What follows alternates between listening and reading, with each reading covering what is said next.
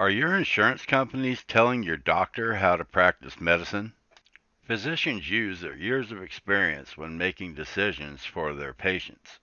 However, doctors have to go through insurance companies before they can actually provide their patients with medicine or services. If there are cost-effective alternatives, an insurer may require doctors to use that method or stop treatment altogether. All too often, doctors and their staff have to battle with insurance companies in order to secure the care they believe their patients need. How do insurance companies control doctors? Also known as utilization review or utilization management, insurance companies have set up systems that allow them to evaluate and overrule doctors. As reported by insurance industry insiders, utilization management tools manage healthcare costs by assessing the appropriateness of patient care decisions against so-called evidence-based guidelines. In principle, these surveys were intended to hold physicians back from overprescribing costly drugs or treatments. However, practically speaking, these reviews just help insurance companies limit the amounts they'll pay out for their patients. The four most common strategies are prior authorization. Some prescriptions and treatments require physicians to obtain approval from insurance companies. Without prior authorization, insurance companies will not pay regardless of what the physician says. Number 2. Non-medical switching.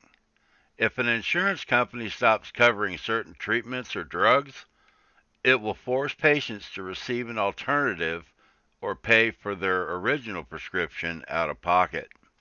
Number 3. Quantity limits.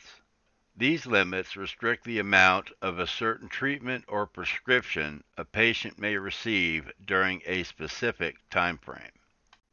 And number 4, step therapy.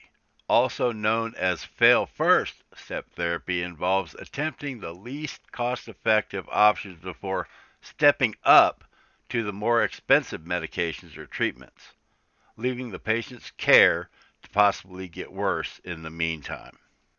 I'll bet you didn't know one insurance company began using an algorithm to assess claims, which denied over 300,000 health insurance claims after only spending an average of 1 second investigating each claim. Do health insurance companies put profits above patients' well-being? Prior authorization requirements for treatments and prescriptions used to be reserved for a small fraction of new and expensive procedures.